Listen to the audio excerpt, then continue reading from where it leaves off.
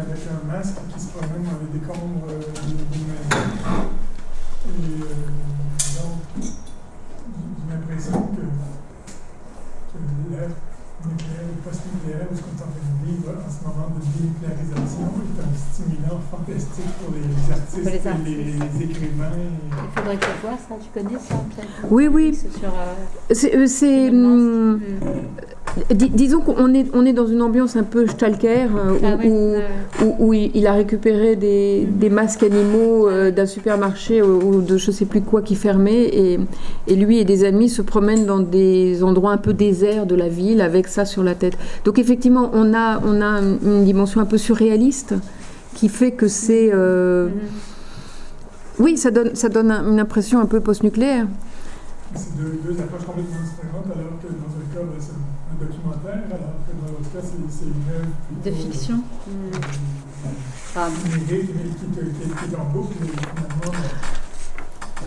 Mais ce que je vois, moi, c'est que c'est souvent compliqué, ces histoires, parce qu'il y a eu beaucoup de choses qui étaient créatives, mais sur Fukushima, par exemple, je me suis un peu penchée sur les œuvres qui en avaient été tirées. Elles sont très documentaires. Et notamment, il y a un couple d'artistes français qui avait été montré à la MEP, qui ont pris des systèmes d'enregistrement de radio corporelle et qui ont été les déposer ça et là dans la nature, puis qui nous les ont montrés une fois tirés. Alors, bon, ça donne pas grand-chose, hein. Enfin, je veux dire, c'est-à-dire que c'est intéressant, mais on a simplement des visions végétales avec des interférences. C'est impossible de savoir si c'est vraiment des ondes nucléaires qui sont enregistrées ou si c'est simplement de l'irradiation solaire. On peut pas savoir. Mais finalement, c'est très documentaire, puisqu'ils nous les donnent avec les coordonnées GPS. Donc, c'est très complexe de penser la catastrophe. Sauf peut-être en partant vers des dimensions surréalistes, effectivement, comme Huyghe. Ben là, c'est assez surréaliste de faire jouer... Et moi, il me semble qu'en fait, les genres se croisent parfois de manière assez étonnante, y compris le documentaire et étonnamment la science-fiction. Et en fait, il y a des productions un peu hybrides et on ne s'y attendrait pas, mais de documentaires, par exemple, et ça va faire d'ailleurs l'objet de toute une programmation au mois du documentaire l'an prochain, de l'association Périphérie, qui fait une programmation sur science-fiction et documentaire, et il y aura des films japonais. J'y contribue en partie, parce qu'il y a des documentaires japonais qui ont en même temps voulu, se lancer dans la prospective, en quelque sorte, dans la projection, dans un avenir, vraiment, parce que ce qui est très compliqué avec le nucléaire, c'est qu'il faut se projeter dans un temps très très long pour imaginer évidemment les effets sur la santé humaine et sur la dégénération des... je suis déjà nulle et c'est pas bien, hein, mais c'est un fait pour parler médecine, donc je m'excuse d'avance, mais en gros, si j'ai bien compris, le nucléaire attaque le génome humain aussi sur des générations. Donc c'est aussi des effets sur plusieurs générations, et la demi-vie, ça veut dire ça aussi, entre autres. Et donc il y a une part de mixte en fait dans certaines productions cinématographiques, et est sorti, je trouve que c'est un hasard de calendrier, mais il y a 2 semaines en France, un film qui s'appelle Sayonara, d'un cinéaste japonais qui s'appelle Fukada, son prénom, Koji Fukada, et ce cinéaste, j'ai fait un entretien avec lui quand il était de passage à Paris, c'est très intéressant. Il a adapté une pièce de Hirata, qui est un grand dramaturge japonais, qui est une œuvre de science-fiction dénonçant le nucléaire, qui a été faite juste après Fukushima, et qui est de la pure science-fiction. Et l'idée, c'est, avec un robot, ça c'est tout à fait un film pour Dominique Lessel, un androïde, l'idée c'est de faire un dialogue entre un androïde qui serait le dernier survivant de la catastrophe ultime, énorme catastrophe nucléaire éradiquant complètement le Japon, et une femme, une étrangère qui est là, paumée, perdue, et qui est celle qui était la dernière à être évacuée, donc qui a été dans les derniers à se retrouver là, parce qu'elle était étrangère et qu'en gros elle passait après tout le monde. Et dialogue comme ça entre deux laissés pour compte en quelque sorte, et survivants malgré elle, une androïde et une étrangère, et le film s'appelle Sayonara, il est en salle. Et c'est une fiction, une science-fiction, un truc improbable, très minimaliste mais futuriste, complètement inspiré par la réalité de la catastrophe de Fukushima en même temps. Donc, c'est vrai qu'en tout cas c'est un réservoir. Il y a 3 ou 4 livres comme ça. Ah ouais. Il y a 3 ou 4 livres où des hommes restent seuls avec des robots à la fin. Robots. Voilà. Ah ouais. Et du reste, il y a des bandes dessinées célèbres. Oh bah, je pourrais te les sortir, j'ai ça je les ai chez moi. Ah ouais. Mais ça précède de très loin ces catastrophes, c'est des anticipations des catastrophes. Oui, bien sûr, bien sûr. Oui, c'est un modèle. Mais même, je me demande si dans Ray Bradbury, dans les chroniques. Il y en a aussi, oui. Dans les chroniques martiennes, il y a ça. Oui, dans la fiction, disons, littéraire, c'est quelque chose, mais dans l'idée de cinématographiquement, évidemment, il y a un défi énorme qui est de faire jouer un androïde.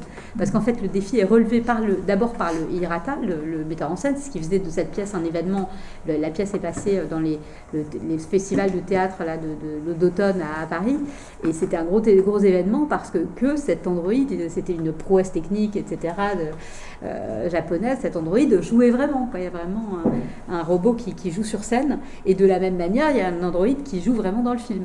Alors tout le défi du cinéma, c'est que le cinéma, ça fonctionne avec des présences vivantes. Donc c'est vrai qu'il y a tout un défi. Alors qu'on peut, au plan littéraire, faire émerger beaucoup de fiction.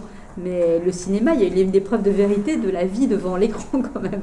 Donc ça, quand ils avaient interrogé les Japonais âgés en leur demandant s'ils préféraient passer leur vieillesse avec un androïde ou avec un étranger, ils avaient tous dit un androïde. Ah oui, voilà. Enfin, 80%. particulier des étrangers au Japon.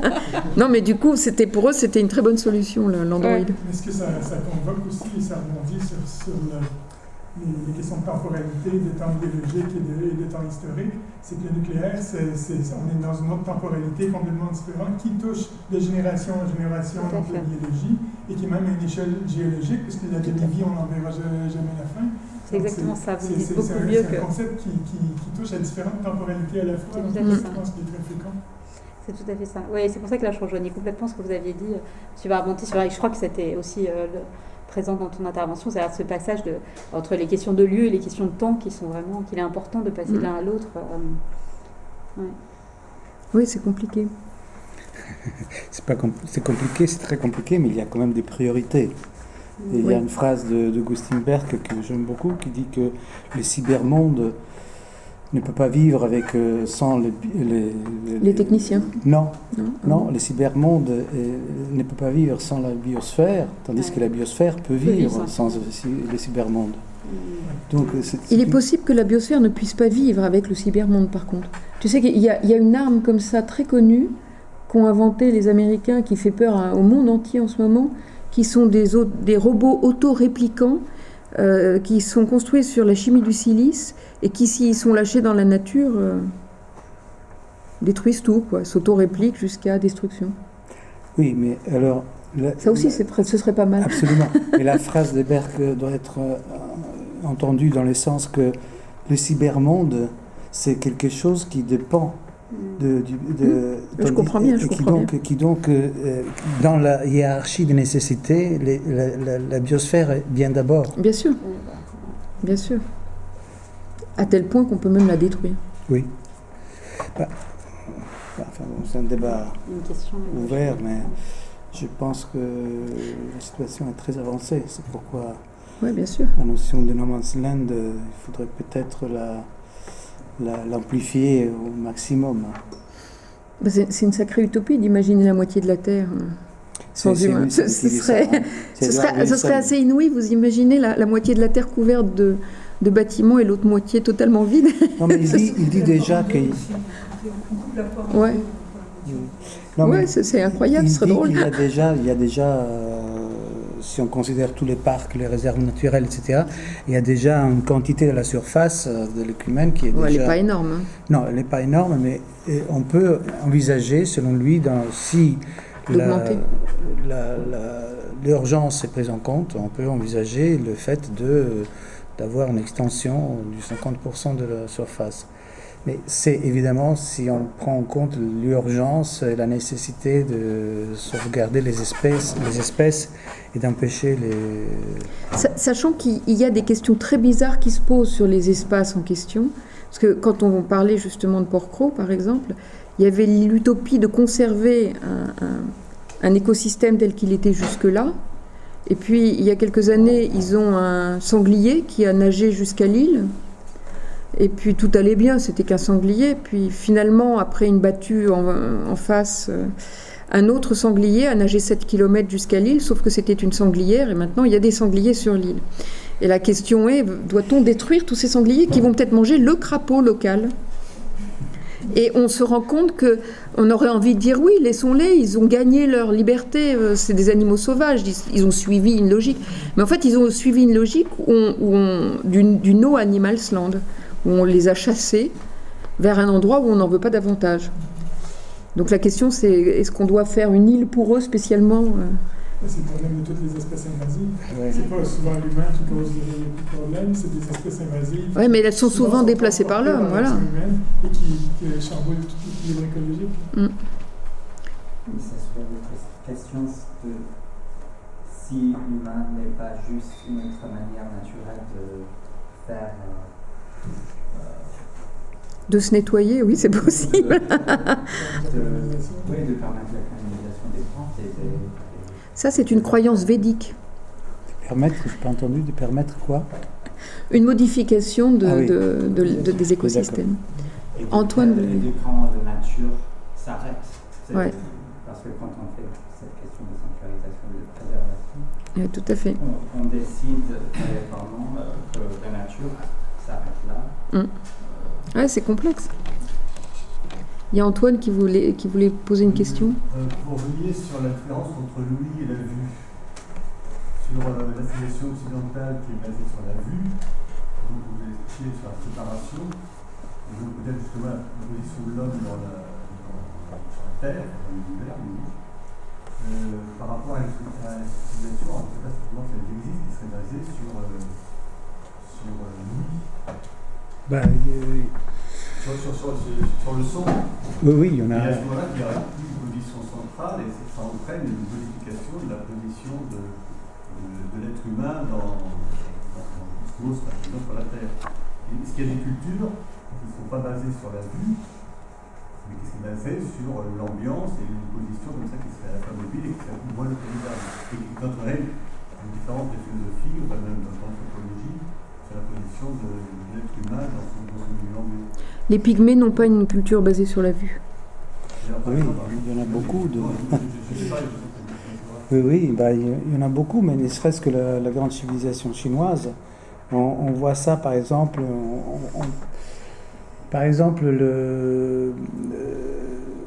toute la civilisation chinoise qui a inventé les paysages au IVe siècle, 10 siècles avant nous. Par exemple, toute la science chinoise qui a été étudiée par Needham, c'est une science qui est basée non pas sur la relation sujet-objet, mais sur les énergies. Même la langue chinoise est une langue encore qui garde des intonations, des modifications de fréquences. Et bon, il y a toutes les civilisations de l'oralité primaire, avant l'écriture, qui en général, après je ne suis pas anthropologue, je ne peux pas me lancer là-dedans, mais en général, on voit très bien la relation, par exemple, l'animisme,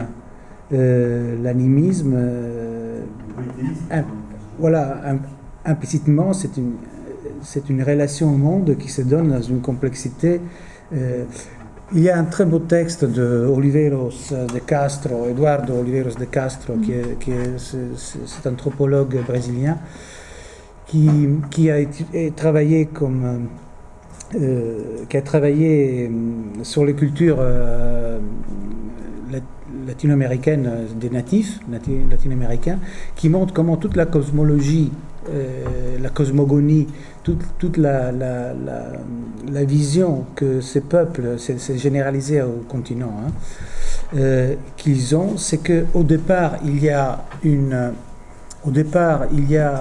un être qui ressemble à l'être humain, tandis que nous, au départ, nous avons les chaos, et puis il y a les paradis, et puis il y a deux êtres humains qui se séparent. Là, il y a une sorte d'entité humaine qui, petit à petit, se différencie et crée les différentes espèces. Donc, qui crée nous, mais aussi les autres animaux, les autres espèces. Ce qui veut dire que les autres espèces sont nos cousins, nos frères. Ce n'est pas, il n'y a pas de séparation, il n'y a pas il n'y a pas cette fracture nette entre l'humain et les autres espèces. Et Ça, c'est aussi ce que disait Dominique avec ses pourcentages. ah oui, au niveau, ah non, mais ça, oui, ça c'est un fait. Oui. Le problème actuel, c'est que c'est l'œil qui domine sur la Terre en ce moment. Bah, avec le déploiement avec la mondialisation, il me semble qu'avec la mondialisation et la dimension technique qui devient une dimension planétaire, et qui est aujourd'hui, nous sommes effectivement dans une civilisation du regard au niveau planétaire. Cela ne veut pas dire que que les différences n'existent plus, parce que ça dépend de chaque culture, comment elle écrit, comment elle parle, comment sa tradition, etc. Mais on est dans cette orientation-là. J'ai l'impression que cette séparation sujet-objet se généralise dans les conceptions que les différentes cultures ont aujourd'hui, me semble-t-il. Pardon ? Il faudrait fermer les yeux et écouter.